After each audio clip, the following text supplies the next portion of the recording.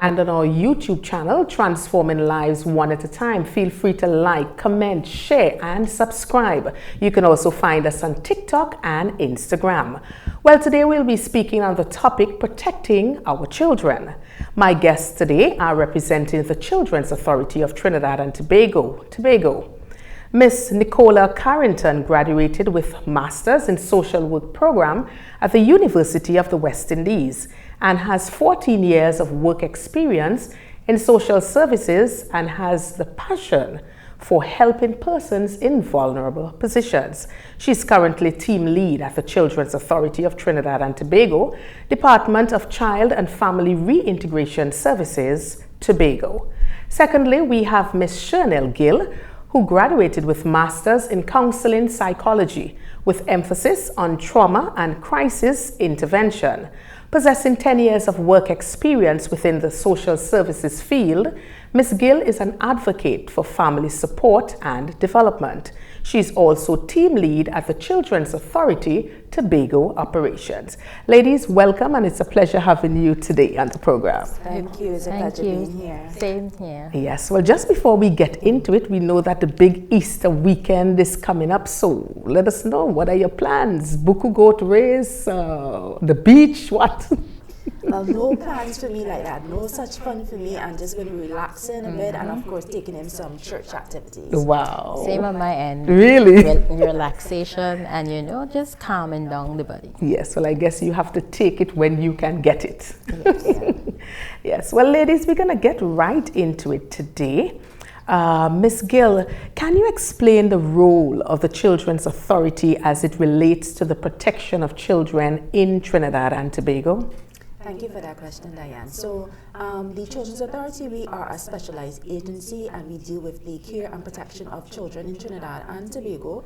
And our focus is on those children who come to our attention with abuse issues. And so once those abuse cases are reported to us, we would focus on those, as well as children who have are considered to be imminent danger. And of course, once those children come to us, we would want to have a place of safety for those children. So it kind of moves us into the functions that we kind of do at Children's Authority. And one of those functions, definitely starting with those children coming to our attention, will be our registry department, then triaging those cases to the relevant departments. And so, for example, it will go directly to our investigation and intervention department, who would then conduct that psychosocial investigation as it concerns the issues that have been challenging with the child or children, because sometimes we have sibling groups coming to our attention. Right.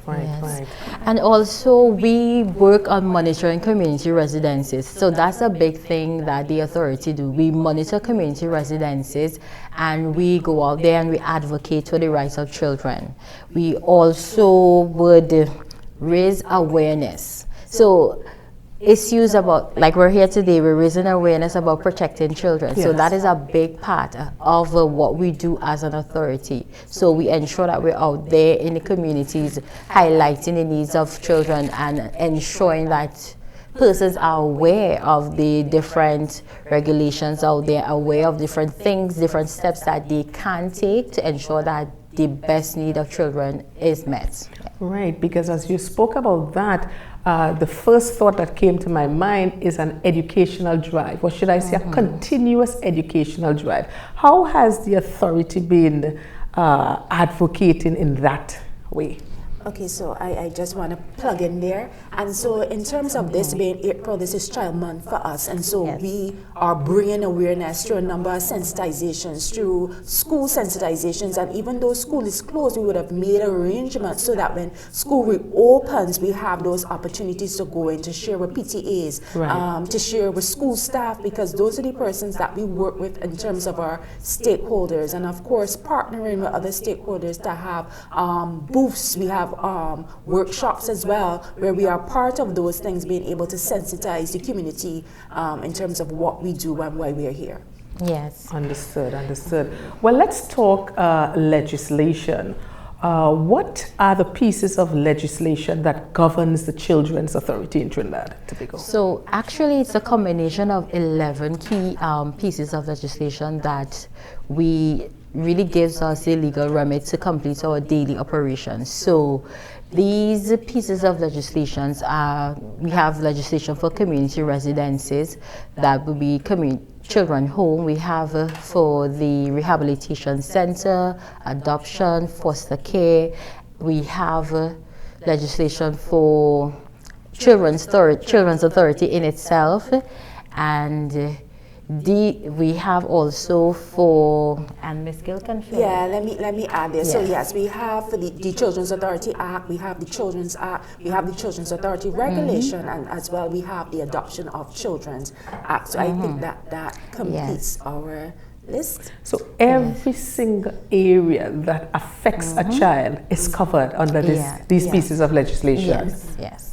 And the thing about these legislation is they didn't just put one legislation in place and just left it like that. They would have been amended over the years. So where they would have observed changes in society and changes in the pattern in which the actions are taking place or the response by the public. So sometimes the fine would have been increased, sometimes the jail time would have been increased, sometimes the resources available to parents, to different persons in the community would have increased in, as guided by the legislation. So the legislation, they basically over the years they adapt and they change, and that is in keeping with the best interest of the child, because what I'm seeing is they are not static. The first one we had was from like 2012. I think that was the first children bill, and the most recent one we would have. We had an amendment, I think, in I think there was one in 2018. Yes, 2018. And that was for rehabilitation center, because we're observing a change in the population. Yes. So obviously the legislation has changed, and now we're able to address all of the emerging concerns as relates to children in society. Right. Well, it's very important to keep on top of things, because as we evolve, as things change, and of course with the advent of social media, we have new things coming into play, and we'll talk a bit about social media a little later on in the program. But it is very commendable to know that as things change, the legislation is being amended to be able to effectively deal with the situations that are now coming up. Yes, well, that is very good. Well, let's shift gears a bit. What are some of the common signs of child abuse, both physical and emotional, that adults, teachers, parents, caregivers, amongst others, should be aware of? What should we look for? All right, so I'll address some in terms of the physical signs, right? Yes. So in terms of physical abuse, so we might have children with repeated injuries, or unexplained injuries, or frequent visits to the hospital. So the child came yesterday, the child came the day before that, and now they're back here again. And so, of course, when the child is being seen by the respective doctors, these things will be documented as well. Of course, then you have the children who might be fearful to go home, or there might be a particular adult that they are fearful of, and these things tell us, okay, we need to dig a little deeper, something may be happening here. And then of course these behaviors, these signs may further lead to other behaviors where children now might be acting out in an aggressive manner, or they might even very well become withdrawn. We have children who would run away from home, children who might self-harm, and so these things kind of follow different types of abuse, or collectively with the abuse factors and maltreatment that would come up. Right, so those are some of the signs of physical. What about emotional? What happens? Emotional abuse. So many a times when persons experience emotional abuse, what you will observe with the children, they have a sense of low self-esteem. They feel rejected, they feel, very low. So sometimes you see the children displaying anxiety and depression, and many a times they are not really reaching out to anyone. So as Ms. Gill would have mentioned, sometimes they engage in some maladaptive behavior, so they start self-harm. Sometimes they would also express with extreme forms of aggression also. So yes, they're being emotionally abused, and persons say some persons will look at it and say, hey, well, the person are getting hit or different things like that. But once the brain of the child is affected, it stays on with them forever. So it affects how they see themselves in their day-to-day interactions with everyone else. It interferes how they see themselves in the future and what they attribute,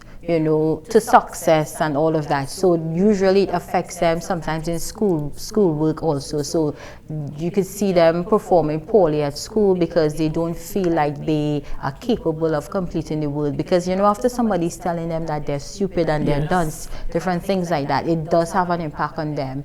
And also they isolate themselves. Sometimes you see they will be withdrawn, they're in their room most of the times.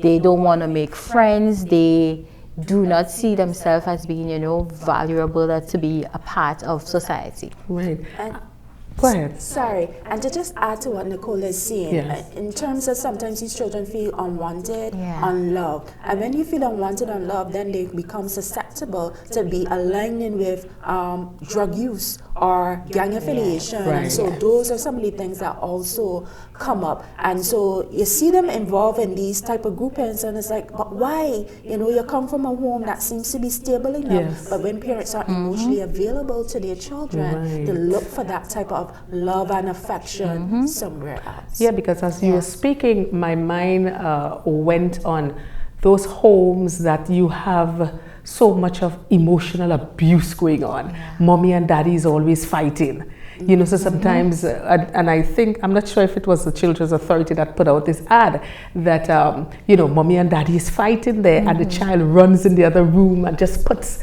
her hand over her ears because she doesn't want to hear.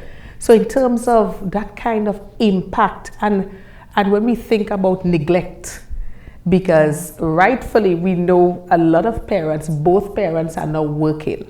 So you are coming home at a time, sometimes you just want to relax, and you have the children there, you just give them a tablet, that kind of thing. So there is no real conversation. How was your day today? What happened? And very well, many times there might have been some kind of bullying in school or peer pressure that the child would want to let the parents know, but no times, just weighing on that, the importance of that family support. You know, you're very critical and in the point of noting family interaction time, and that is a very critical point. And when you talk about giving the child that opportunity, because if both parents come home, they're feeling tired, they're feeling frustrated, or if the child is witnessing domestic violence going on in the home, it begins to eat away at that security that the child feels. And if there's no outlet to be able to engage that, and so even as you would have asked us about Easter, it's important that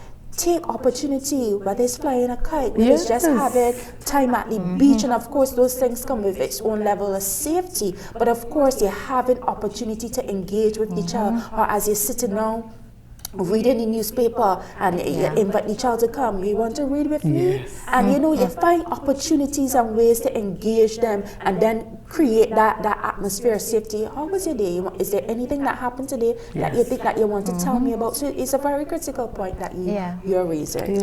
And there are so many ways. You know, they often say that children, they see when it comes to food, they are involved, they are invested. So heavily I involved. think, heavily invested. So that is a time frame that parents can tap into, you know. They can tap into meal time. So, you know, have a nice little dinner, you sit down, and just as Shernell was saying, you know, you talk to them, you try to get to, you know, but you know, open the forum, just create the opportunity for them to be comfortable for you. I know a lot of persons, they come home from work and they're tired and they're stressed out, they don't really want to talk, they don't want to hear a lot of that. But sometimes just being in the same space with the child, sometimes just being there, and you know, they are observing you, you are observing them, and you know, gradually they are unwinding from their hectic day, because trust me, they have so many things going on in their day-to-day life, because they have lessons, they have classes, it's so many more activities that they're involved in than we were involved in. So they also need that moment to, you know, just breathe, you know, and de-stress. So you being there with them in that moment, sometimes you don't even have to say a word. You're just there. Your presence makes such a big impact on the children. And then, you know, acts of kindness. You know your son loves this particular meal. You prepare that particular meal for your son. Indeed. And then both of y'all, you sit, and that child will love that moment because you're there and you're feeding them, and you know that they're seeing you. They know that if they want to speak to you about something, you're there and you have made yourself available. Of course. You know, a gentleman and I were having a conversation some time ago, and he was saying that long time, you know, the family would always meet at the dinner table. And with that, you would be talking about, well, what happened today? What transpired at work today? What transpired at school today? Who said what? That kind of thing. So you looked forward as a family, you looked forward for that kind of time that you get to share with your loved ones. And even as we're talking about protecting our children, when we create environments like that around the dinner table, we are actually protecting their mental health, their emotional health. They now know, well, okay, mommy and daddy is there, or if it's daddy alone, or if it's mommy alone, or maybe auntie alone, you know, but we're there and we're having that conversation. So you find when something happens, it is easy for them to come and tell you because you have that kind of synergy already taking place. So I think we need to get back to the dinner table more, enjoy our home more, enjoy social activities, but all these are protecting our children. Yes, they're all protective. You're so correct, because what tends to happen now, and that's why we always have to take into consideration what is happening in our space. So we have a lot of social media influence, and so we spend a lot of time on our devices, or sometimes we eat meals separately, and that togetherness, that unity is broken in terms of what the family unit's supposed to have. And so it's re-emerging that type of activity.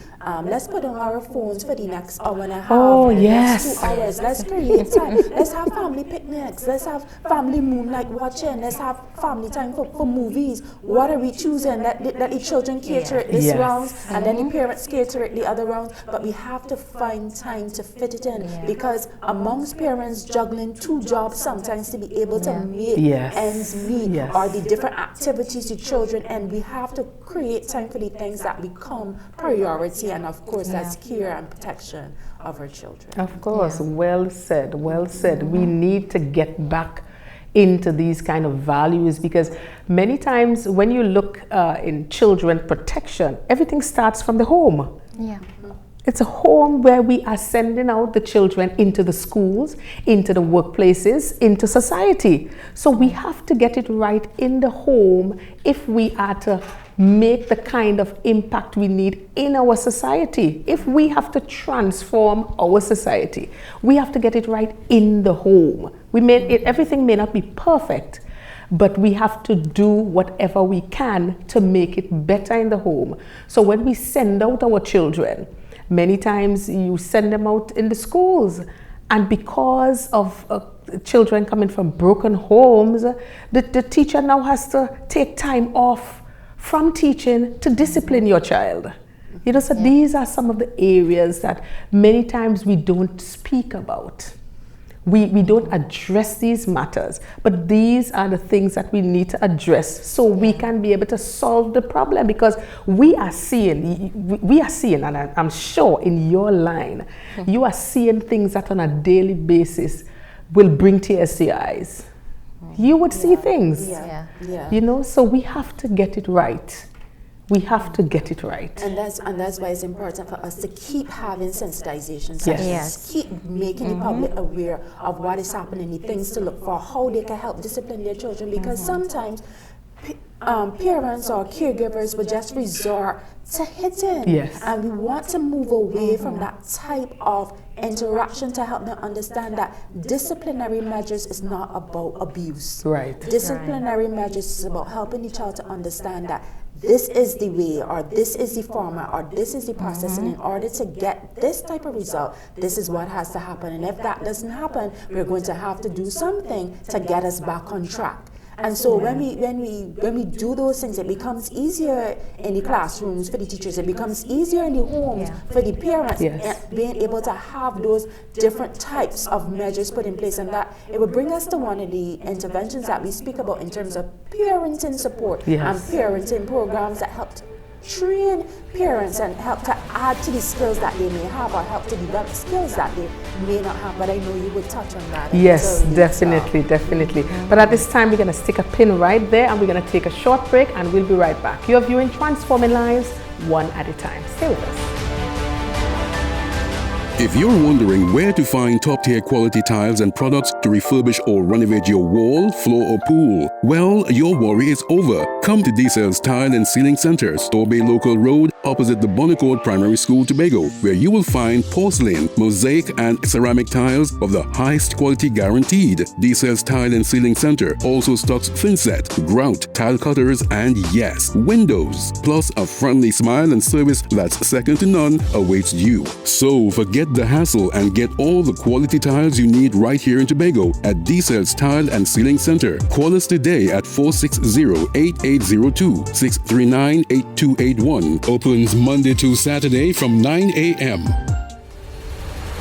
Welcome back to the program. Today we are speaking about protection for our children. And just before the break, we got in just a little bit about the importance of the roles for parents, and just how important their roles are as they guide our children along the path. So let's just continue on that. Okay. So the key thing about parenting is this, and I know we would have mentioned this in the little break. Parenting is something that, we only have 9 months to prepare.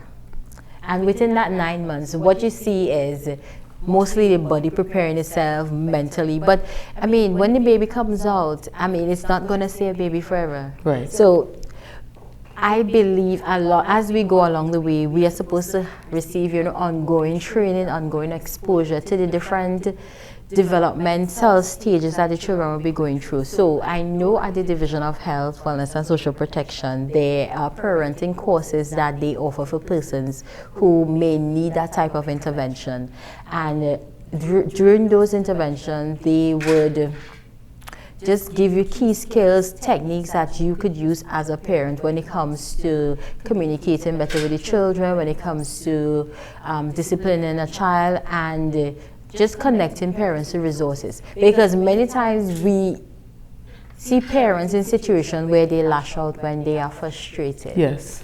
Sometimes you will see a parent discipline a child, and it's not because of the behavior in itself, but because how the behavior made them feel in the moment. Right. So you would see a parent, okay, this child embarrassed me, and I am feeling embarrassed, and I don't know how to deal with this feeling of embarrassment. So I am now going to embarrass this child. Yes. By, causing some sort of pain. So many a times I remember my mom used to tell me, the licks hurt her more than it hurt me, because it's like, she feels like it. And to me, but I thought about it, I used to ponder about it, and and then we had so many conversations as I got older, and it was like this. We got to the point where it was like, in the moment, the licks is not addressing the behavior. Right. It's the emotions and the feelings that the parents is feeling towards the behavior that the child would have displayed.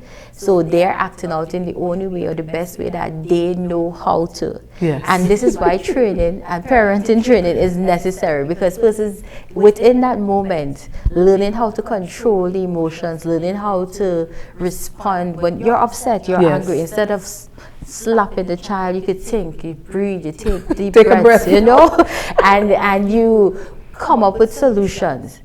And a lot of some parents is like, in the moment, you are so frustrated, you are so caught up in emotions, you are not thinking about the solution, you are not thinking about, okay, what would ensure that, what's causing the child to behave this way? In the first place. Yeah, what's causing the child to behave this way? This child is crying. Why is the child crying?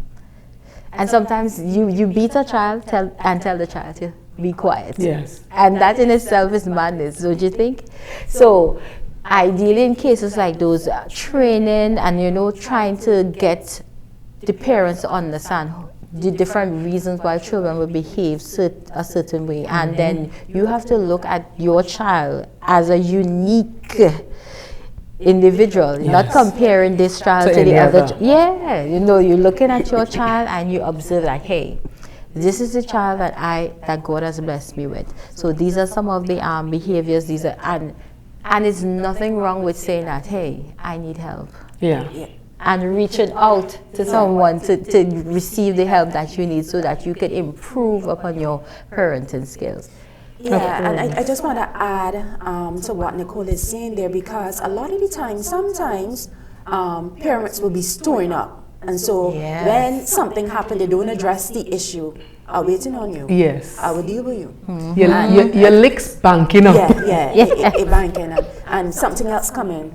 You feel like forget. You ain't doing anything. You're not addressing the issue, and so the behavior escalating and escalating. And when it gets to a point where it's like you're out of hand now, you're overdoing it now. It's all right. I will deal with you. And at that point, that's when the level of abuse takes over, because now you are in your mind, quote unquote, disciplining this child for all the things that have been going on. And is that the right approach? Should we address the issues while they happen, or should we wait till they amount? And so when Nicola made the point of getting that help for ourselves, and as Nicola mentioned, one of our key stakeholders and partners at the Division of Health, Wellness and Social Protection, we also refer parents to be able to get that type of individual counseling and support that is necessary to help them even deal with their own histories of trauma. Because sometimes we have parents that are disciplining from what they know. My mommy used to beat me and I ain't die yet. Somebody else might have a similar experience and then translate that different in their parenting. So licks is far removed because of their experiences. And so that's why, as Nicola mentioned, it's important as we go through the different developmental stages of the child to look at the alternatives and the better ways to treat with the children. And of course, parents and children getting the type of intervention that is needed. Yes, and I'm thinking in terms of, sometimes you have parents lashing out at children literally because, let's say, mommy and daddy, they are no longer in a relationship. And this child now reminds mommy of daddy. So every time the child does something, sometimes it could be something so insignificant, but they take the opportunity because they're not actually trying to correct the child, but they're actually lashing out at the father. But the only person they can do it through is the child. And I think that I'm not a professional in this area, but I mean, when we have a situation like that, then we have a problem. Then we definitely have a problem. And even as you spoke about the Division of Health, Social Services, and Social Protection, I was thinking about when these young mothers go into the hospitals to give birth, is there any kind of collaboration to say introduce them to some of these parenting seminars? So ideally, when we say young parent, we're talking about 18, 19. So when they are at the hospital, normally the medical social workers, so there's a whole range of social workers out there, and we work together as a team. So when someone comes into the hospital, based on the needs that are presented, the medical social worker will then refer this person to either the Division of Health or refer this person to settlement or the different agencies to access the different services that they would need. So in a case where they observe that the individual does not have the skills required to parent this child, they would probably put a social hold on the individual, so they will not be able to leave the hospital, and the case will be referred to either Children's Authority. They flag it to us if it's a matter of concern, and then they would also refer it to the Division of Health. So in those instances, what would happen is a social worker will be assigned to the case, and they will collaborate on case conference, and they try to come up with different activities for this parent to kind of help her to transition into, parenting. Right. So sometimes they would refer persons to access counseling and all of the additional services that they would need to ensure that they're in the best mental frame, the best mental state to provide the care to the children. Right, especially when they don't have the kind of family support and possibly the father isn't around and that kind of thing. Because what I find is that many times we have a lot of persons falling in the cracks because we are not even aware that they don't have the kind of support. So I'm very happy that when they go to the hospital, you know, social workers, you know, they have the opportunity to have a conversation, so they'll have an idea as to where they are and who needs help. So that is very, that is very good. Anything else you wanted to add, Ms.? No, I just wanted to comment that first step is also a very important step, because sometimes it could end right there, you know, in terms of them getting the support and onboarding that support, running with that level of support and understanding and skills, the issue is resolved. The parent or whoever that person is learns to develop certain skills, and as they go along, they reach out for further support, and so they have a support system that helps them to now raise this child. And so we will see less instances of concern when it comes to abuse or neglect or any type of lack of supervision. So when they have that type of support, it removes those type of issues from the onset, as opposed to those, as you say, may have slipped through the cracks. Now who don't have that support and might end up going through the different channels, the different agencies to receive that level of support. Right, well that is so important, because one thing, as we were talking during the break, one thing I was saying is that I always believe, just as how you are trained to be a pilot or you're trained to be a teacher or an engineer, I think it's critical that we have some kind of training on the table all the time, so that parents can be able to have all the necessary information that they need. Because sometimes we go based on what our parents taught us. And I mean, yes, that is fine. Your parents taught you certain values and principles and, you know, your general mannerism and that kind of thing. But as we grow, as we evolve, and as again I say, with the advent of social media, you know, our children are being taught, many of our children are being taught by social media. And we have to be able to find that kind of balance, so we know exactly what we are bringing to our children.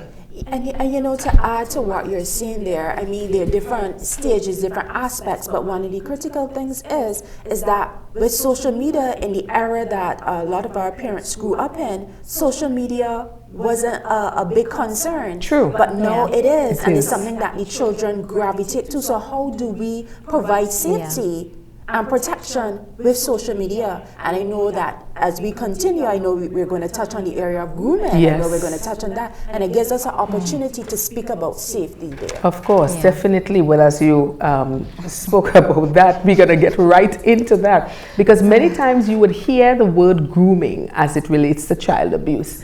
So just explain exactly what is grooming and how does it potentially lead to child abuse. So grooming is a manipulative process. It's a manipulative process that the offenders or the perpetrators use to gain trust by the child as well as their family and even persons in the community. So what this person will do is they will target someone who is vulnerable. They target that individual and then they gain trust. Once they start gaining trust, you know, they'll be nice to this person, bring things to them, different, you know, items that they would like. And what they will do after that is they will, well, as I mentioned, they bring gifts to them. So they're filling a need. So they observe that, hey, this child, you know, they're coming from a family that doesn't have a lot. So let me come and let me bring some items to them. Mommy may need help with books, you know, they come and they sponsor books, they sponsor book bags, they bring meals, not just for the child, they bring for the entire family, you know. So they find a way to gain trust, but they only do it with an intent to engage in sexual activities in the future with the child. So it's a manipulation game where they lower your trust, they lower your guard, so you open up and you will trust them.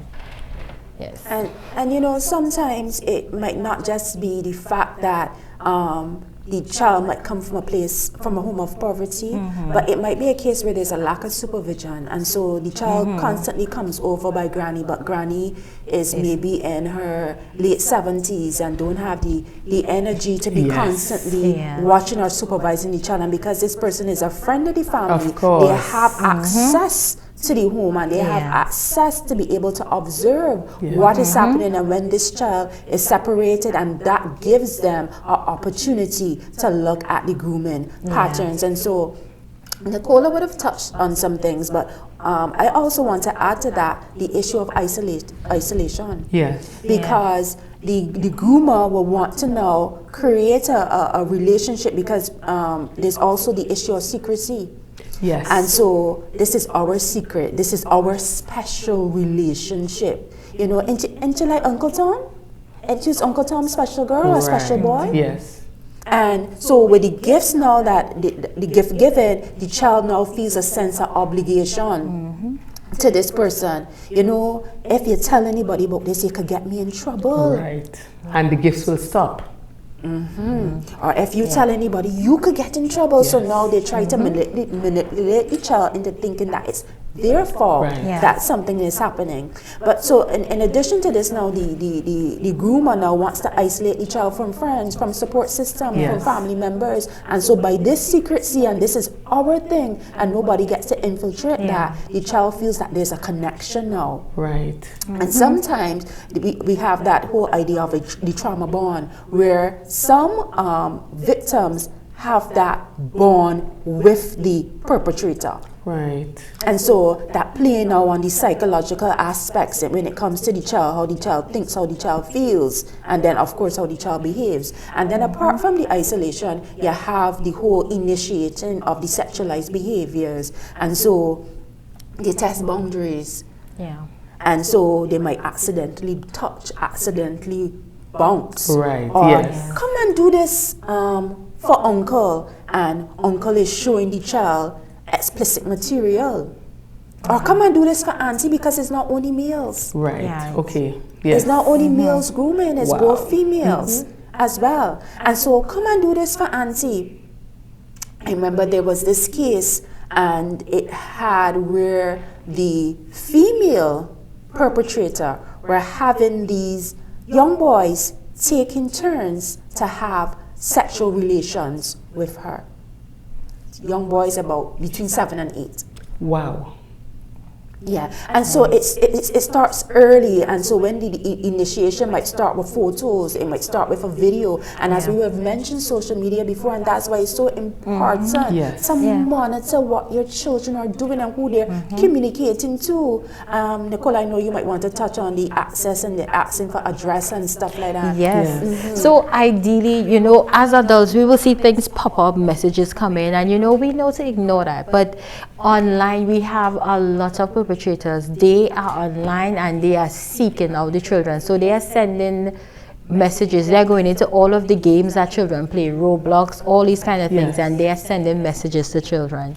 So they are pinpointing from your avatar that you use, the name that you give yourself. You know, sometimes they name themselves sad child, whatever. You know, so they are talking to. And there are online games where you can talk to persons from all around the world. Sometimes the person could be right next door, but you don't know who, you know. So they are going online and they are catfishing. Yes, they're pretending to be children and they are interacting with them. They are starting conversations with them, and some of the same things would happen. You know, they helping them out in a game, allowing them to win, different things like that, sending coins to them, sending them online money, different things like that. So they are now, you know, becoming a resource to this child. And then they may send, you know, a nude photo and they'll say, oh, you know, they never meant to send that. That was an error. And you know, they're really testing the waters to see what they can get away with. And they would also, what they will do, they would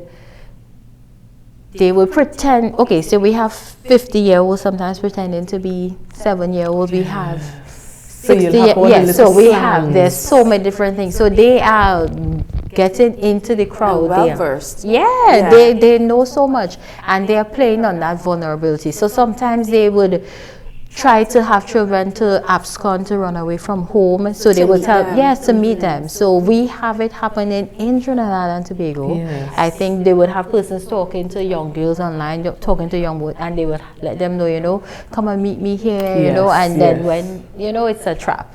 So right now it's at a point where the internet is something that we need to monitor the children while they're on. So simple things like YouTube, simple things like, let me see, even YouTube, TikTok. Yes, of course. And you would think that you put on your child safety on YouTube or on any other apps, but still they're finding ways to kind of get onto the apps and to try to trick the younger children. Yeah. Wow. And I just want to touch on something you said. Two things you said. I want to go back to the new photos, because not only do they slip photos to the children, but they ask the children to send them new photos as well. Send me a picture in your bathing suit. Right. Or and then it gets less and less and less till it becomes a nude. And what will happen now in trying to maintain control over this child, they may tell the child, if you don't do X, Y, Z, I will release these photos and everybody will see. So now the manipulation gets deeper to the place of control and trying to maintain that control, which makes disclosing harder for the child, because if I disclose and this person releases my information, I'm going to be so embarrassed, or they may threaten the child or the child's family. You know, and so monitoring is so important, and not only the fact that these perpetrators and groomers have access to social media and know the type of handles and could they have this play around with security and everything. But with the children as well, because remember, you might put blocks on certain apps, but they are so intelligent. They know how to remove the security mechanisms, and so of course that's why monitoring over and over again. You can't stop, because when you drop the ball, that's the opportunity for them to a situation. Wow.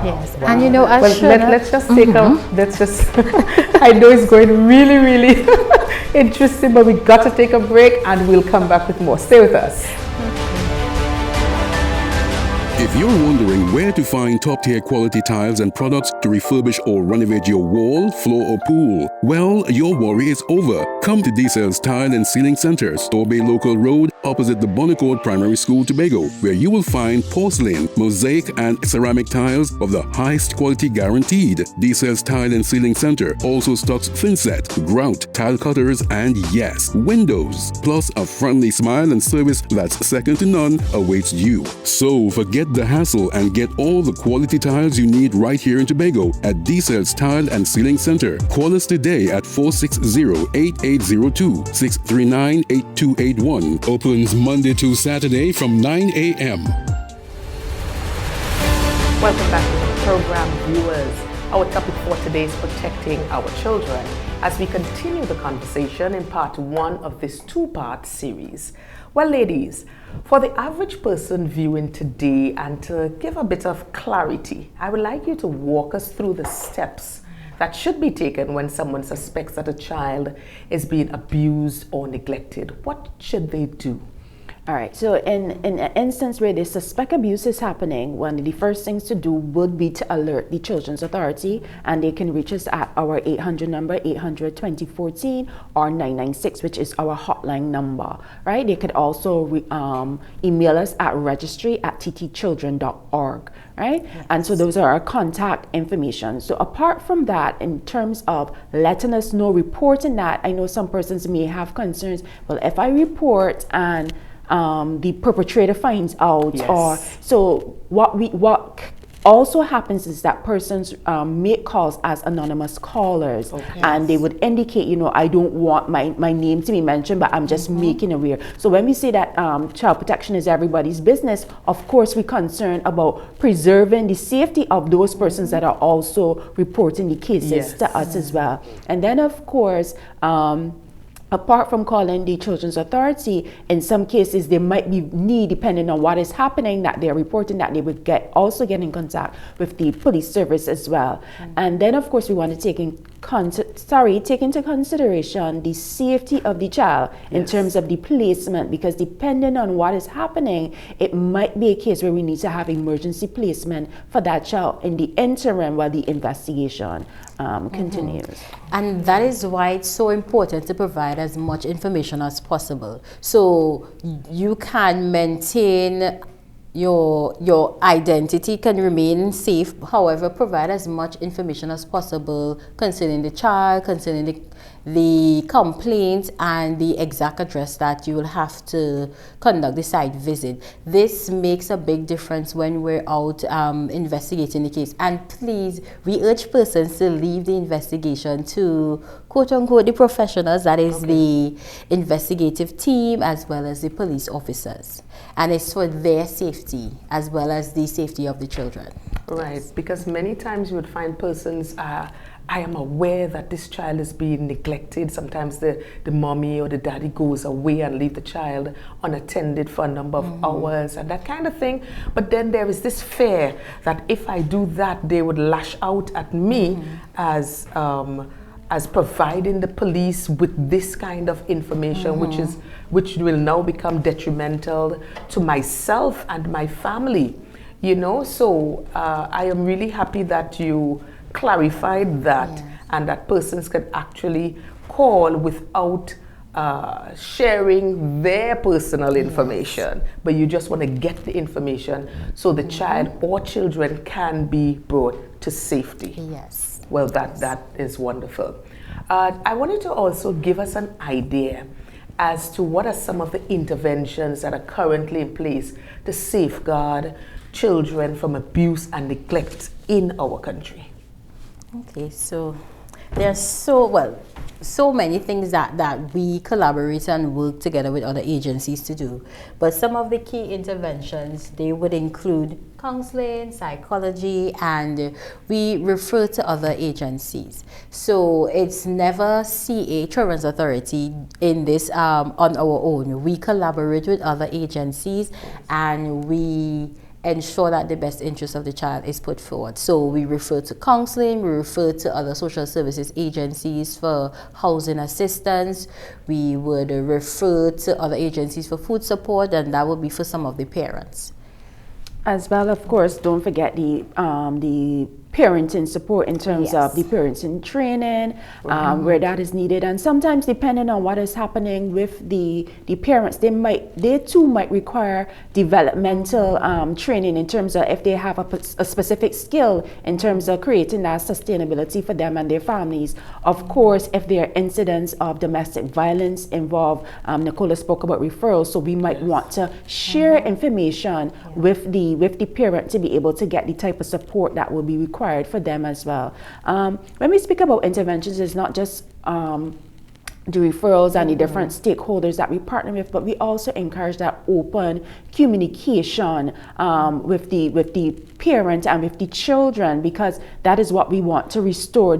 Oftentimes, especially with children, especially when we spoke about grooming, sometimes because of the secrecy, the children aren't able to disclose with their parents. So when we encourage that level of open communication where children can feel safe and comfortable to come and share with mommy or to share with daddy, oftentimes they hear too much.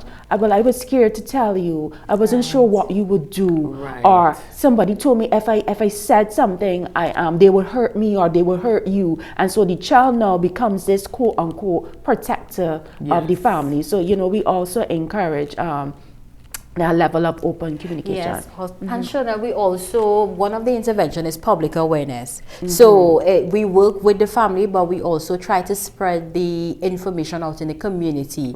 Because there may be persons that may never come forward, but while they're listening to a television program, while we're at some caravan, while we're out in the community, they're able to receive the information that they would need, that would sort of bolster their courage to speak up about a situation. So that is another thing that we provide. So it's more like psychoeducation, where, you know, we spreading information about the different types of abuse that we would have explored before, and then we share the interventions and the services and the different things that families can access. Yes. Sorry, I was also just going to plug in there that we also have programs like the ones that we are having right now in terms of, that's another way that we sensitize in terms of what we are doing. And of course, again, plugging in that this is Child Month and we are just really out here trying to spread what we do. What I'm hearing is there is hope. Yes. And that is what this program is about, transforming lives one at a time. It's about seeking out solutions to the many issues that we will face from time to time. It is about letting persons know that in spite of whatever is going on in your life, there is hope, because once there is life, there is hope and you can get help. So there is hope. That's right. Because many times in society, we have a sense of hopelessness. It's like, okay, a child is being abused and it's like they're taken from their parents or they're taken from their family, and you just figure that, well, all is lost. But there is hope, and I am happy that you are here today to spread that hope, that whatever is going on, you can find the necessary help that you need to get past this. Very, very important. Well, as we stay in this vein about the effects of child abuse, what are some of the ways other family members are impacted and the gravity of the effects in our communities? So, I mean, when you look around, you can see the impact of abuse on families. We see there's a breakdown of communication. We see where persons the families are disjointed. And then you see on the individual level, sometimes you have persons who would have experienced mental health challenges because of years of silence, anxiety, depression, and different things like that. However, in some persons, you will see there's a level of resilience that is booted, and there's no way we're saying that this is something that they should have gone through, but some persons in the experience, because they would have sought assistance and they got help and all of that, there's a level of resiliency that is booted in some of the persons who, you know, would have witness someone going through some sort of child abuse, or they themselves would have experienced child abuse. And what we would have observed is that a lot of those persons, they come out and they enter into the fields of the helping professions, where they themselves, you know, they want to become the hero. They want to be the person that could save a child from experiencing something that they would have endured. And you know, on the flip side of that, because sometimes, well, we can see the negative impact, and sometimes it even happens in the school where bullying then occurs because the children are targeted depending on what the situation might be. But what I want to add to that is that it also gives opportunity for bridging those gaps in familial relationships that have been broken. It gives opportunity to bring restoration there. It also gives opportunity to stagger that reintegration process, and because we are all about having families reintegrated. Now we understand that in some instances that might not be in the best interest of the child, and of course it depends on how families are willing to cooperate, and that's why we also always like to encourage them. Of course, it also speaks out about parents and family members being able to access the necessary interventions that are there. So it gives opportunity to these things, and as you indicated, it brings hope that, well, a family may have been broken apart because of the secrecy of this thing, how long this thing has been happening, that they have that opportunity to mend because they would have interventions to be able to help them to bring some type of restoration and hope to their families. Yes. And we can talk a little bit about that healing process, because of course we know it is a process. After being traumatized for possibly a few months or even a number of years, let's talk a little bit about the healing process. So that process is a process that is unique to each individual. So it's really determined on the exposure, like the severity of the abuse that they were exposed to, and then we have the the strengths, the internal strengths that they would have, you know, the belief system, different things like that, that will help the individual as they get through, along with their willingness to accept the help from other person. But we can't pinpoint to say that there's a set time frame, but we do know that the willingness to accept help from others, it truly helps in reducing the time frame that persons they bounce back from, you know, experiencing these negative experiences as children. Yes. Yeah, so and Nicola touching on the adverse childhood experiences that, you know, children would go through. Another part of the process is having that safe space. Having that safe space while they heal. And so I know we'll get into it when we speak more about foster care, but having those safe places where persons can recuperate, access the interventions needed while they process what has been happening. As Nicola also said, one of the first steps is being able to accept that help that is there, because normally what would tend to happen in some cases is that because children have experienced this level of abuse, there's a level of rejection, because they're not too sure which angle you're coming from. If you're coming to judge me, if you're coming to help me, but they're also processing, and they need that time to be able to understand how to find positive coping mechanisms. And so the healing process is one that it takes its time, but of course with a suited and a professional therapist, counselor, psychologist, you know, it makes intervention easier and the process to recovery much easier. Yes. Well, as we begin to wrap up this program, part one, as I indicated, what is one key takeaway you would like to resonate with our viewers? Well, I would want to share, and I know my colleague will agree with me, child protection is everyone's business. So it's not just about the social workers, it's not just about the doctors, it's about everyone in the community. So you see something, you speak up, you highlight it to the Children's Authority and the police officers. Many a times persons will say, well, that's not my business. But no, child protection is everyone's business. And as a community on this small little island of Tobago, we have to work together as a team to ensure that we promote the protection of our children. And so I definitely endorse what my colleague is saying, and I just want us to plug here that, you know, sometimes when persons make the comments that, you know, it's not my business, when it happens in schools, in terms of children who are abused, they might be in schools and they bullying might be occurring, and so therefore your child that has nothing to do with what is happening is now being bullied, or vice versa. And so when we say it's not our business, just remember that it could reach home, it could come close. It doesn't have to, but it can. So we always encourage everyone, you know, that child protection is indeed everybody's business. Well, indeed, and I totally concur that child protection is everyone's business. Well, viewers, this is where we leave it today for part one of Protecting Our Children. I want to take the opportunity to thank my two guests today, team leads at the Children's Authority of Trinidad and Tobago, operating in Tobago, Ms.Nicola Carrington and Ms. Shernell Gills. It was a pleasure having you both today. Well, this is how we bring the curtains down on part one of this two-part series, Protecting Our Children. Ensure to join us next week for part two as we speak about the Children's Authority and how they can foster greater partnerships with other stakeholders. We are going to touch on adoption, foster care, and so much more. I am your host, Dianne, and as usual, I leave you with the definition of transformation, which is an internal shift that brings us into alignment with our fullest potential. Hey, we've got this. See you next time.